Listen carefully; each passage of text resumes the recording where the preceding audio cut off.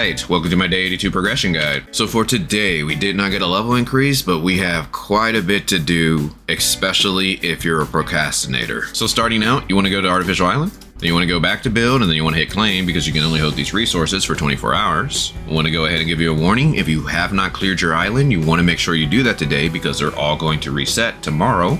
And you want to check your exchange door. Make sure you pick up your weekly items, and you possibly want to go ahead and pick up your monthly items because tomorrow is the last day of the month. But besides that, you want to do your Mia's Kitchen, and you want to knock out your 4 bounties for today. So I'm going to go ahead and choose a Sparrow. Then we have Vitality, starting with joint operations. So for today, we got access to Bracer's Chest, a Huma and a Samir matrix, Shoulders Helm, Coco in a Shiro matrix, and we have access to boots. So all of these dungeons are pretty good, but again, I'm just going to mainly focus on weapon materials. But if you want to go ahead and do these, I don't blame you. Which brings us to Interstellar Exploration. Now remember, you want to make sure you do this in Aspera, and you want to also do this in Vera, so that way you can see all your Stargates. And you want to try to get all your level 3 and level 2 Stargates, and how you can tell is if this weapon battery category has a 3, it's a 3-star, and if it has a 2, it's a 2-star. But if you don't have any level 3s or level 2s, you can do Dimensional Trials, or you can do Space-Time Domains if you need money. But one thing to consider is to do Omnium Beacons, because these do help give you a lot of experience, and you can use this to help get you to 75 in the future. Then we have our optionals, and that is giving gifts to your 1.0 characters, and how you do that is by going to the black market, Cetus Island for the claw machine, and doing your 2 trainings for the day. But what is not optional is you want to do your 6 fun zones for the day, and you want to go to your 6 Greyspace fissures for the day. And if you need help on how to do either of these, I put a guide on my channel. So then we got the ultimate weapon event, and it starts on November 1st, and this actually looks like it's going to be a really fun event. For the first event, we have intel gathering, so it's almost like we're a spy and we have to catch the people in acts of crime. Then once we do that, we need to go destroy their mass weapons of destruction, and then after we take down their organization, we need to kill the remnants from the evil organization to stop them from ever happening again.